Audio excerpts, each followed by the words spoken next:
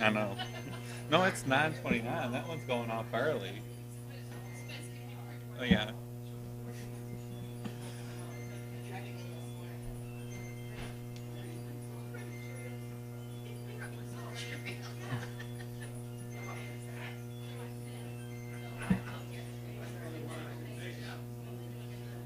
All right, now it's officially 9:30. We can start getting settled to get started. Um, so this morning we're going to go ahead and get started in Second Corinthians chapter 8. We might bounce back to cover a little bit of what we didn't get to in chapter 7, just because there's some things that tie in together.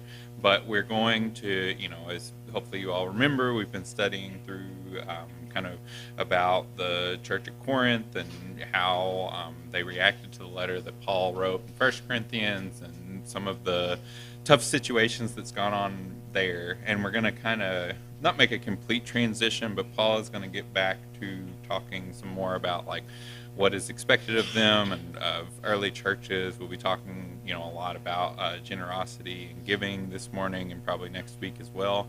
So that's what we'll be focused on today. So I'm going to start this morning by reading 2 Corinthians chapter 8, verses 1 and 2, if you want to follow along. 2 Corinthians chapter 8, verses 1 through 2.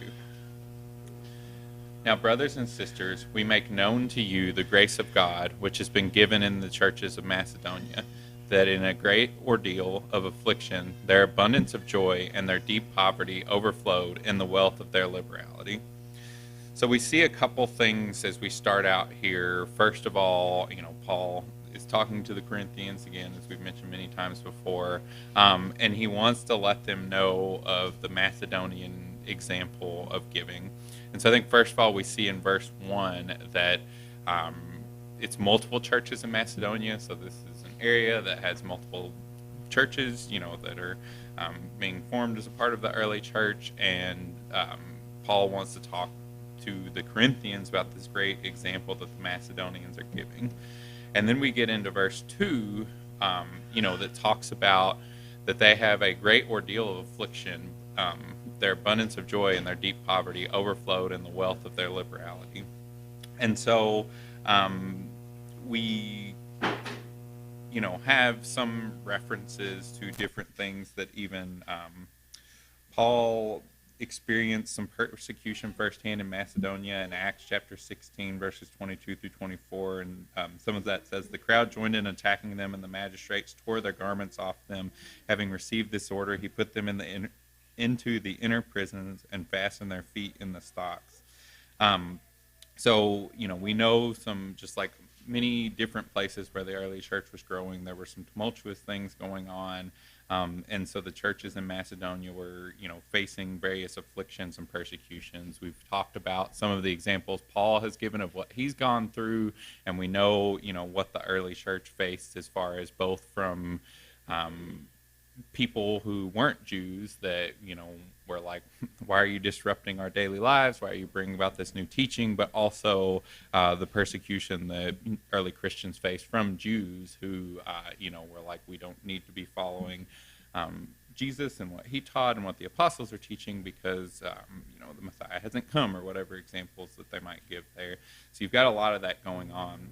But then as we think about verse 2 more, so we've got that affliction going on, but they still have an abundance of joy, and we kind of talked about that over the past couple of weeks about how we can, kind of the difference in happiness versus joy, and how, even we can feel deep joy when someone, comes back to following God, or even if we have to confront someone, that there's joy that can be found by being close to God. And so we see that they have this, but the new thing that we'll get into is that they have extreme poverty, but they've overflowed in a wealth of generosity on their part. So I want us to start thinking about, because this is a lot of what we'll focus on throughout the chapter, but by way of introducing it, what do you all think extreme poverty means here? Like, how would we define that in today's terms, if we're thinking about what extreme poverty is versus like different measures of wealth that we might experience?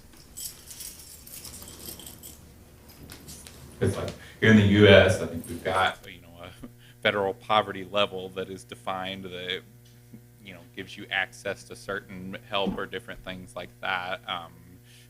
Is that federal poverty level what we would say extreme poverty is, or what do you all think extreme poverty is versus that? Yeah, Jason.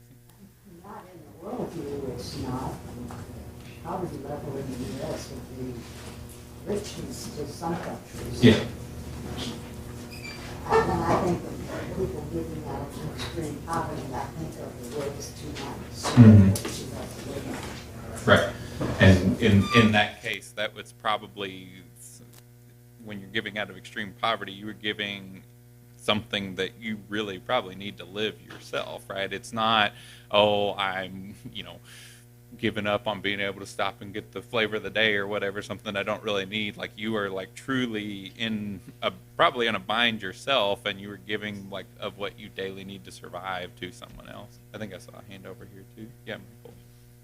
See us not having food, water, clothing, shelter, right, and probably homeless. Yeah, so they're like, we've got people here who are very likely not able to meet their own daily needs. They don't have what they need to survive, or maybe they don't know where their next meal is coming from, and they are choosing to, still be generous, as we will see as we go through the other verses here. So I think that that's something that we need to think about as we go through this. And, as we think about how it applies to our lives, maybe use that as motivation, as we try to have a generous attitude as we're giving to other people.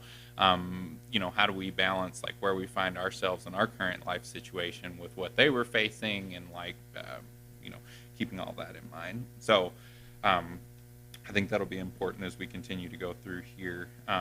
And there's a number of different things, which we won't read all these, but in Philippians 4:15 through 16, 1 Thessalonians 1, 6 through 7, we see some passages about, in Philippians about proactive support of Paul's ministry. We have multiple examples of early Christians who were really devoted to, the cause of Christianity, and who would make these difficult sacrifices to further things. Or we know, parts of the early church who sold everything they had to share with other people. So we have other examples of this happening throughout the New Testament, but we also have examples throughout the New Testament of people who weren't generous even out of their abundance. And so I think we can keep those in mind. And then also, we've talked about this the past couple of weeks, but we can find joy even when we're suffering, even when we're going through things. And oftentimes, as we'll talk about today, we might even gain some of that joy by going through difficult situations. So hopefully that's all stuff we can keep in mind as we get into the meat of this passage. So let's keep going with 2 Corinthians 8, verses 3 through 5. If you want to read with me, 2 Corinthians 8, verses 3 through 5. For I testify that according to their ability and beyond their ability, they gave voluntarily, begging us with much urging for the favor of participation in the support of the saints. And this, not as we had expected, but they first gave themselves to the Lord and to us by the will of God. So we see some more kind of details as we get farther into this, reading verses 3 through 5. Paul is testifying because it's very likely that the people in Corinth don't know the very specific situation of the people in Macedonia, so they don't know, your first reaction might, when you see somebody giving like this, might be like, well, maybe they have a bunch of money, and so it's not that hard. But Paul is able to say, I can testify for them, or I can testify based on what I've seen or heard that they are giving beyond their means and of their own accord. And then I think the thing that is so, deep here as far as this goes is, a lot of times when we talk about giving, we will kind of balance, and this is still important, but we balance that it is a commandment that was given to us, but we're supposed to have a good attitude, right? And I feel like this is the embodiment of the good attitude, and almost forget about it being a commandment for a second, of they were so eager and so earnest in their desire to help other people that they didn't even have to think about oh, I need to do this once a week, or I need to do this. They were I want to help. How can I help? Even forgetting about themselves for a second, they earnestly wanted to take part in the relief of the saints.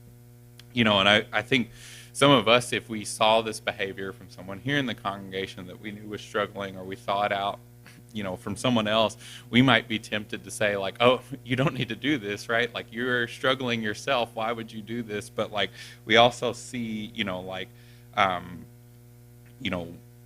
Paul continues to let this happen. He's not like, he might be thinking those thoughts, but he doesn't stop them and say, like, maybe you need to consider yourself more. He instead, uses this behavior to encourage the Corinthians, to give them this example. So I think that that's important as well. But then, as we start to think about how might we gain this attitude in ourselves, how might we learn this attitude, I think we start to see part of that in verse 5. It says, not as we expected, but they gave themselves first to the Lord and then by the will of God to us. And I think that summarizes a lot of things in the Christian walk when we struggle with motivation or various things. But if we put the Lord first and we submit ourselves to Him, and we understand that everything is not just about what's going on in this world, what I want to be happy, but we're looking to God, and we know His plan, is for us, like we've talked about, to be ambassadors of Christ, to go out and share the gospel with other people. Some of the worldly and material things become less important just by nature of that. And so, as I've been studying through this and thinking about this, applying it to my own life, I think that is one key thing that we can focus on, and hopefully will help us to have this better attitude of, giving and helping others, is to put the Lord first. And then that helps us to focus on other people. So I think this is really good for us to understand as far as their example. So I guess first of all, we'll pause here and think about this a little bit more.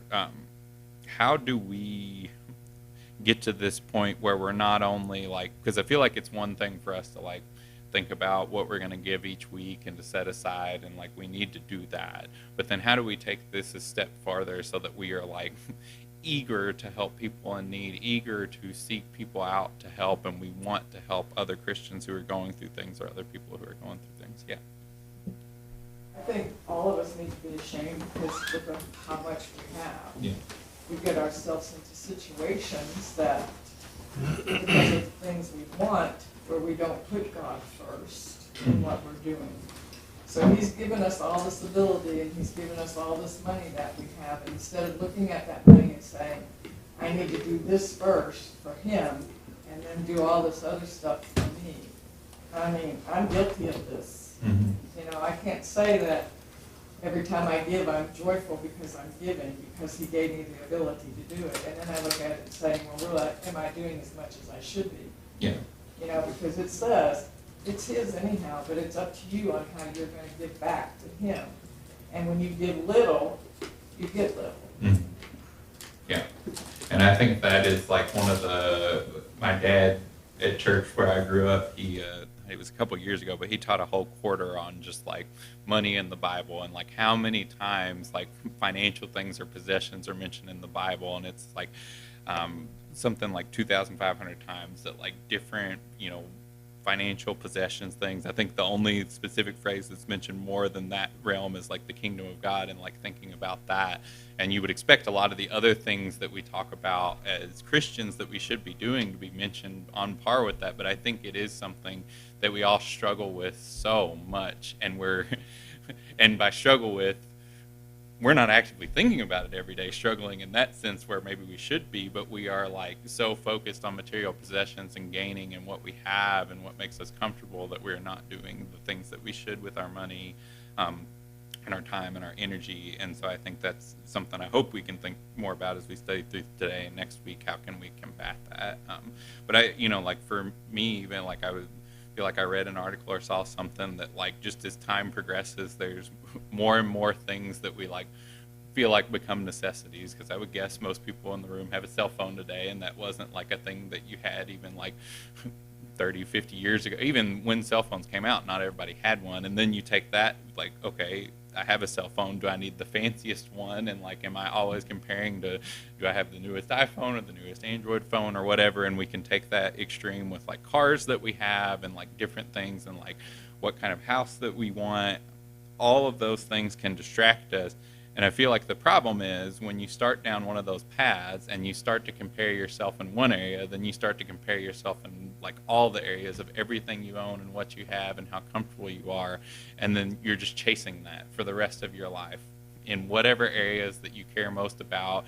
If it's about a car, if it's about a house, if it's about, comfort or travel or whatever thing. None of those things are wrong, for us to own. But when we start finding ourselves just so focused on how do I get the new next best thing or, all of that, instead of focusing on how can we help take care of each other, how can we help take care of Christians around the world who are struggling, more than we are. And I think like the first thing that we can look inward on ourselves is like how much of our time is spent thinking about those struggling versus how much of our time is thinking about, let me put this budget aside so I can save up for this thing that I want. And again, it's not wrong to plan, it's not wrong to save, it's not wrong to buy things, but like how much time and effort and energy do we put towards, getting the things that we want versus taking care of and helping other people? And I think that can be a good litmus test for us of where our focus is. Yeah. I think the concept of giving themselves first Mhm. was the key. And with all the things, it's also how we use those. Do we use those in the service of God? Are we willing to take our car and go get someone to bring them to worship? Are we willing to have people in? Are we willing to take food? Are we willing to do things, to use those things that God's blessed us with to His service? Yeah. Yeah, and I think that's good for us to keep in mind too, because we are, like was mentioned earlier, God has blessed us with all these things that is really truly His, and like if we, view ourselves as stewards over the money or over the possessions that we have, we should be looking at how we can use, each of the things that we have or find in our lives, even if they do bring us happiness, to help serve other people. So I think that's a good point for us to keep in mind. Any other thoughts on how we start to build, this attitude of just like really not just giving out of compulsion, but seeking out opportunities to help or things like that that you all have found that work either for you or you've seen other people that are good at it?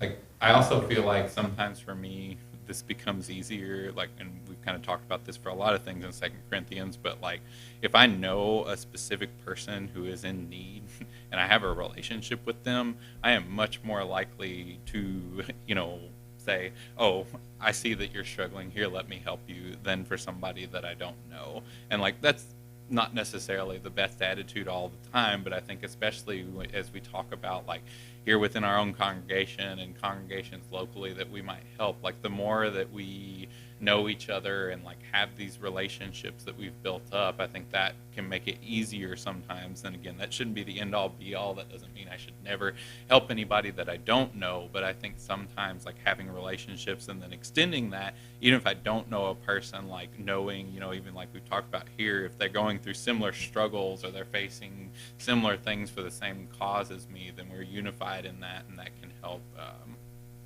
motivate you to have a better attitude towards giving. Because a lot of the times, if you're just thinking of it as like I'm giving of this money and I don't know exactly where it's going or what it's being put towards, it might be harder to be motivated than to know like, oh, I am giving, directly to this person in need, and like this is how it's impacted their life. And again, that's not the most important thing about giving, but sometimes that can help us if we're struggling to have an attitude of giving. But I think, like we've mentioned, it all goes back to if we're putting God first and thinking about what He wants us to do, then that'll help us here too. Any other thoughts before we keep going? Yeah. And you were talking about knowing the person you're giving to, and it kind of reminded me of Jesus saying it's more blessed to give than to receive. And I think when we look at that statement, it should remind us that there can be also some blessing in receiving, and that if we're in need of help, there's no dishonor in accepting it. Yeah. Sometimes you say, no, it's okay. But these people that we're talking about here accepted help from God's people. Yeah, yeah, I think that's a good point. You know, it kind of aligns with what we talked about in the past 2 weeks of the same thing. If we only ever correct and we never take correction ourselves, that makes it a lot harder. And also, if we don't receive correction, that makes it a lot harder for people to give it.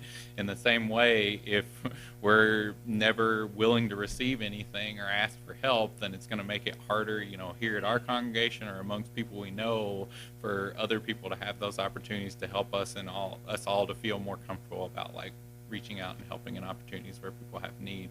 Because, you know, for anybody who's faced like financial hardship or things like that, I think most of the time most people are not like, oh, I want to go in front of the church and plead my case just to receive all this money, right? A lot of the times you're embarrassed. You don't want to go and tell anybody you're struggling with a certain thing, whether it's finances or not, but especially that. And so recognizing that like we all want to help each other in times of need is something that's good for us to be in the practice of, because it just makes, like we talked about it, the more you practice these things, the easier it gets and the more second nature it becomes. So, good point. Yeah. You think about is time.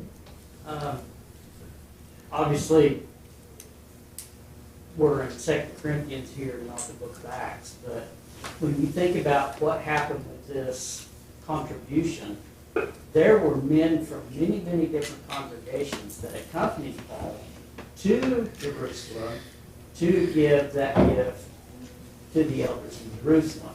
And so we're talking about men who were taking 3 to 4 months away from their family, away from their jobs, away from their livelihood to give this gift.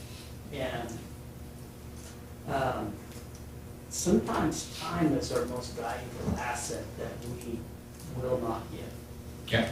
And I think that all like comes together, you know, it said time is money, and like you can look at the sacrifice, like it isn't just about like even what we're talking about, like, oh, I need to accumulate money so I can give it away. Sometimes you are sacrificing the ability to accumulate money because you are spending your time doing the things that other people might be helping fund, or, you know, even if it doesn't take money and it just takes time and energy. And so, you know, I think it's good for us to have a lot of respect, and maybe that helps motivate us again if we find ourselves with the financial means to help support people who have chosen to like even put aside the ability to earn that money, so that, because they're giving up their time and energy and making sacrifices like that. Because, you know, especially here in the U.S. today, we learned a lot about this when we quit our jobs and traveled in a van for a year, was like how much of even not straight finances, but like health insurance and different things like that are tied up in people's jobs a lot of times. And so for you to take 3 or 4 months off to go and do something, like depending on your situation, that might not just directly be your finances, but it can affect a lot of other things in life too. So I think that, you know, gives us even more motivation to help people, you know, both supporting people who are choosing to do this, and also if people find themselves on a really hard spot because of life situations, like it just compounds more and more even outside of just the money and the possessions they have. So good thought. Let's keep going with verses 6 and 7 in 2 Corinthians chapter 8. So we urge Titus that as he had previously made a beginning, so he would also complete in you this gracious work as well. But just as you excel in everything, in faith, speaking, knowledge, and in all earnestness, and in the love we inspired you, see that you also excel in this gracious work. And so for this, I wanted to back up to 1 Corinthians chapter 16. If you want to turn over there with me too, we'll read that. 1 Corinthians 16.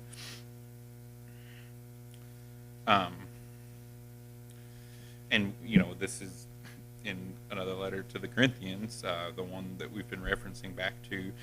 Now, concerning the collection for the saints, as I directed the churches of Galatia, so you are to do this as well. On the first day of every week, each of you is to put aside and save as he may prosper, so that no collections need to be made when I come. When I arrive, whomever you approve, I will send them with letters to take your gift to Jerusalem, and if it is appropriate for me to go also, they will go with me. So this isn't the first time Paul has talked to the church at Corinth about giving. and so this shouldn't be a surprise for them. Titus was the one, or one of the ones that was picked to receive this collection that they had started, and Paul compliments some of the things that they've done, either because they were already doing them or maybe from the first letter. We see that in verse 7, you excel in everything in faith, speaking knowledge, and in all earnestness, and in the love we inspired you. But then he urges them to also excel in this gracious work of giving and supporting the church at Jerusalem. And we can likely expect that there was some level of expectation that was put on them when 1 Corinthians was written, 1 Corinthians 16 that we talked about, that this collection was going to be made to support the churches in Jerusalem, like it says there. Paul continues to urge them to have the attitude that the Macedonians that he's just referred to had in this continued giving, and to make sure that they have kept up with what they talked about in 1 Corinthians chapter 16. And we know that there were a lot of struggles that were very tough afflictions that the church in Jerusalem was going through because of where they were located geographically. A lot of the things we talked about at the start of class, of the turmoil of, they had the Romans who were constantly either trying to snuff them out or blaming them for things in different periods in history, and they also had the Jewish people who were saying you don't need to be doing this. From some of what the book talked about as far as background, we have to think about some of the things that were talked about in the New Testament of a lot of times being a new Christian meant things or being a Christian and following what you were supposed to meant that your family might ostracize you, people might not come to your business, they might not do business with you. There were a lot of things that happened and a lot of sacrifices that these people were making, like we've been talking about. And so because of that, their ability to earn finances to support themselves, to take care of themselves, was diminished. And so there was a great need for other churches to help support them. And I think that we have a lot of opportunity to do the same today, right? We've talked about there's definitely local needs that we might see either in our community or closer to us or here in the same country that we have. We know that there's abundant need across the world for support of different people who are serving God and people who are coming to know God. And so there's always opportunity for us to, once we have learned how to have this attitude, if we don't already, of looking for things to give and making sure that we're giving, there's always opportunity for us to find places to give. Even if we've satisfied everything locally in our community, we can look broader, we can figure out other people that we can help. And so I think Paul is reminding them of what he brought up before and that commitment that we have. And so I think that's important for us to remember as well, that we are also commanded in the same way to set aside money each week and give that. But it also doesn't have to stop there, right? We can do other things with our time and money in other ways as well. So I think that's important for us. And also, we'll get to this in the bottom part of this chapter as well, but we know that Titus went and spent time with the people of Corinth because he encouraged Paul by coming and telling him how they were doing in the chapter we studied last week. And so I think there is an aspect, if we think about who do you pick for this mission of moving this amount of money? Titus, clearly they trust him and they know him from this. Paul trusts him, and we'll see that other men were, selected too.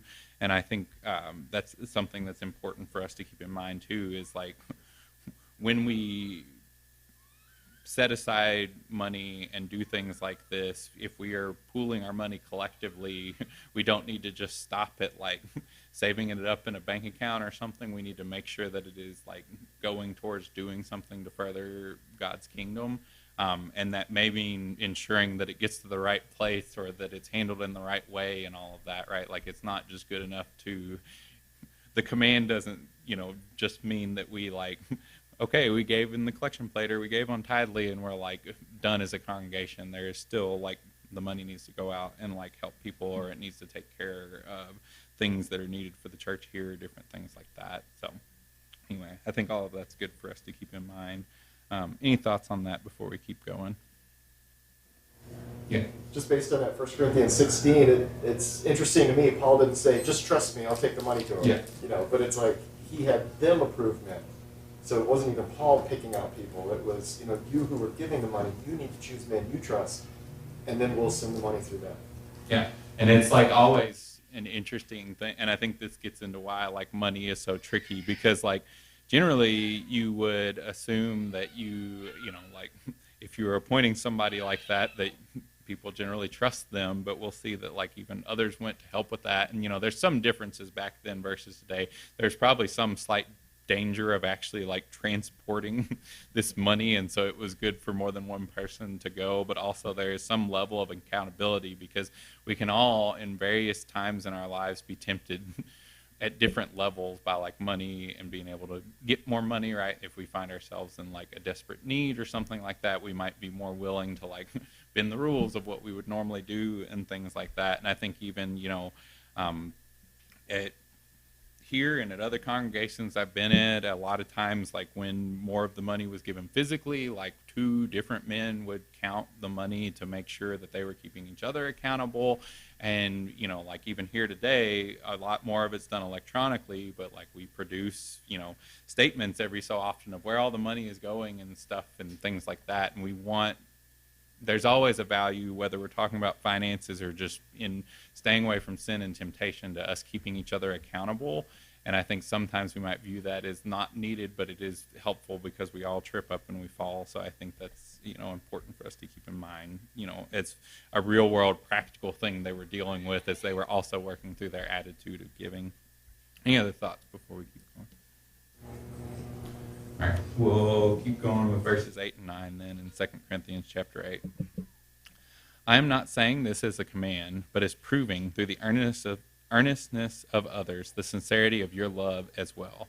For you know the grace of our Lord Jesus Christ, that though he was rich, yet for your sake he became poor, so that you through his poverty might become rich.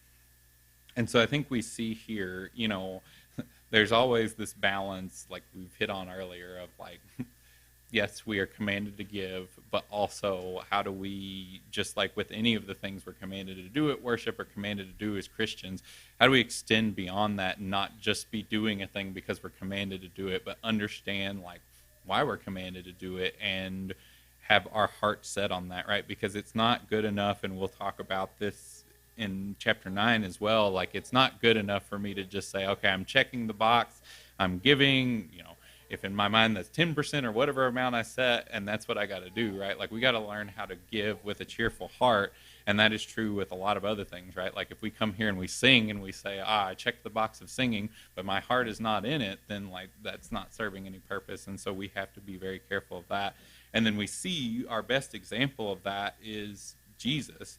You know, he had everything in heaven, and for us to be that sacrifice so that we could spend eternity in heaven as well, he gave all that up, right? He gave up everything that he had there and came down and suffered like us. He became poor. You know, Matthew 8:10 or 8:20 says, foxes have holes, but the Son of Man has no where to lay his head, right? Like, if we're talking about people who really, you know, I don't think Jesus ever had like a large bank account or a large amount of money that he carried around, so he was definitely one of those people who like gave of his time and his energy and poured everything into, you know, taking care of people, teaching people what they needed to know, and being that ultimate sacrifice. That is what we can look to as an example, you know, for us. And as we see this richness here that we're talking about, and it's a good application for us, true richness isn't about the wealth that we have or how comfortable we have or what possessions we have, but it's about, you know, our ability to be close to God, to be in heaven with God, the things that are eternal, not the things that pass by in this world, you know, and so we have to keep that in mind as well. You know, we see here that Paul is trying to have them not focus so much on the command to give, but challenges their love and wants them to be loving in their giving. And then, Philippians 2:6-8 says, though he was in the form of God, he humbled himself by becoming obedient to the point of death, even death on the cross. And so, we see this example of Christ giving everything. And, for his case, it was very rarely, if ever, that he was giving money to someone. He was doing the other things that we've talked about, where he was helping someone in need, or he might do a miracle to help them. But then ultimately, he gave that sacrifice on the cross. He was obedient to the point of death. And that just hopefully is another thing that we can look at that will help motivate us to give when those opportunities arise, thinking about how much Jesus did for us, and that we would not have salvation without that.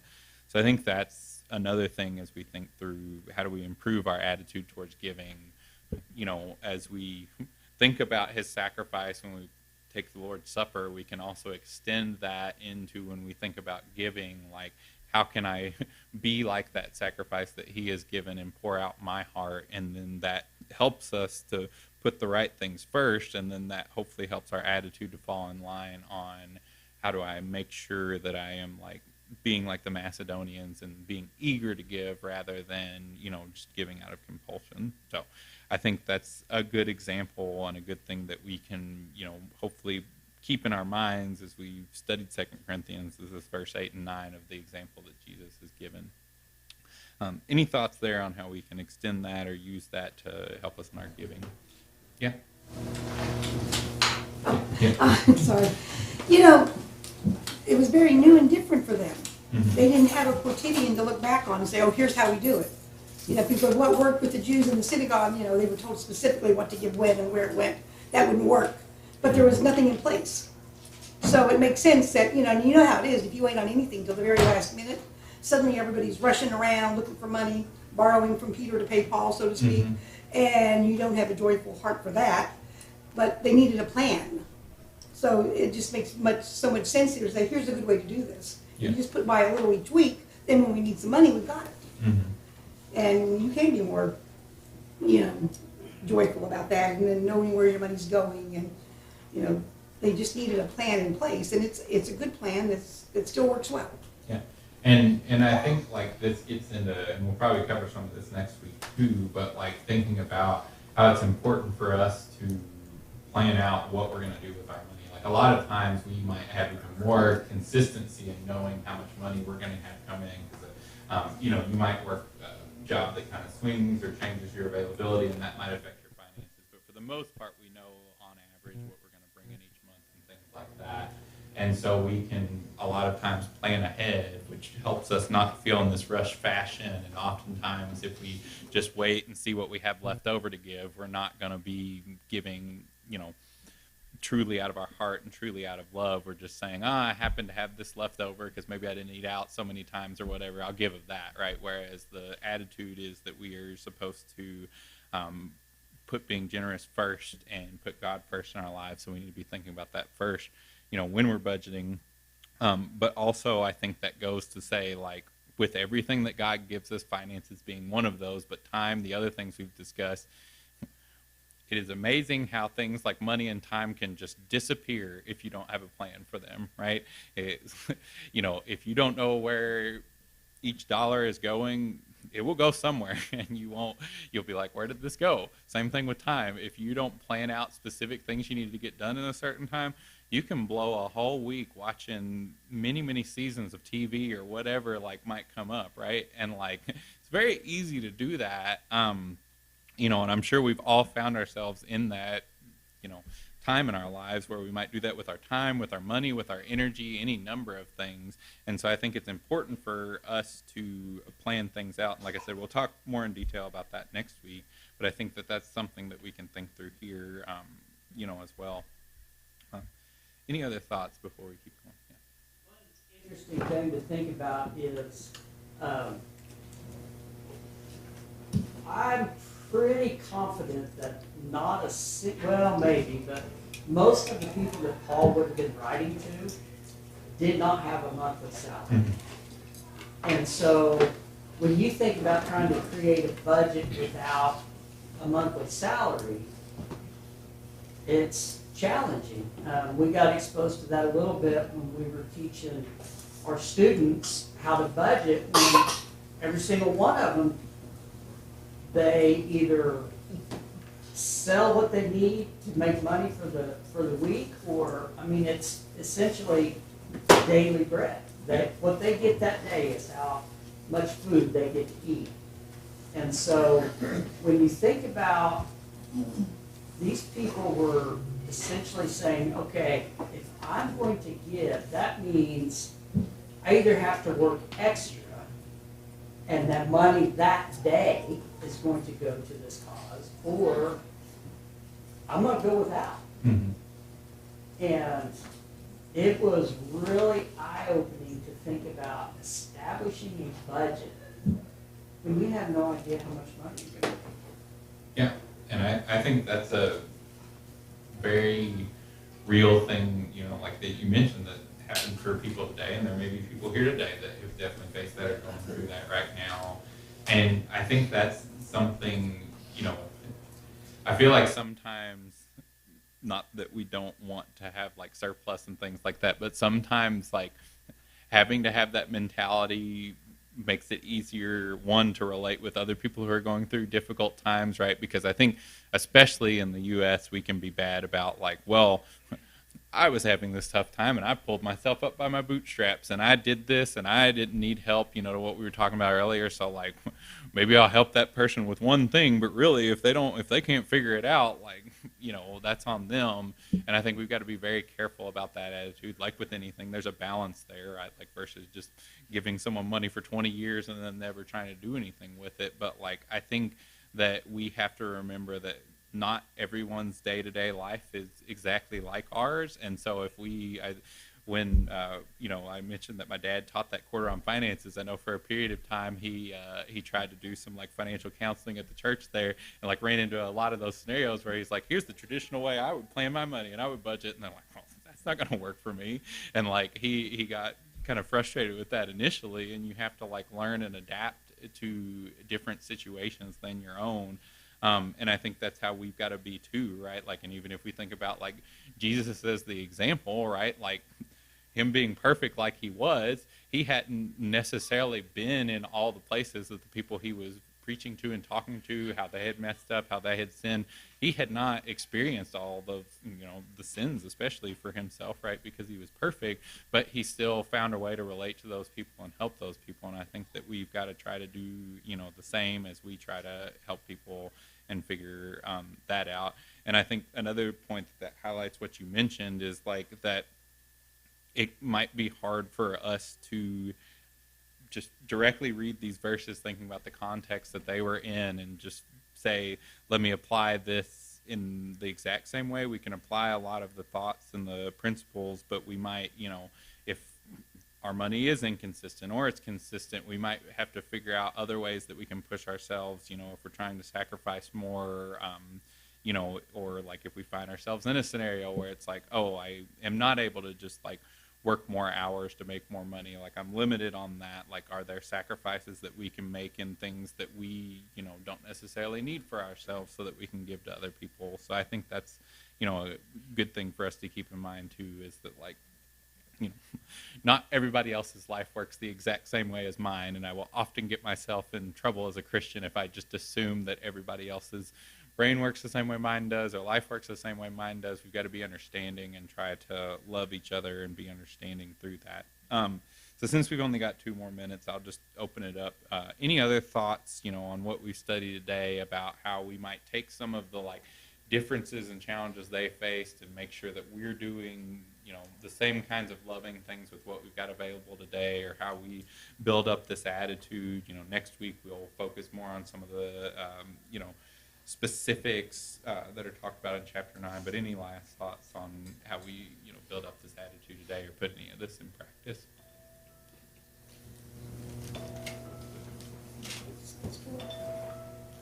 If not, we can end 2 minutes early. Thanks, everybody.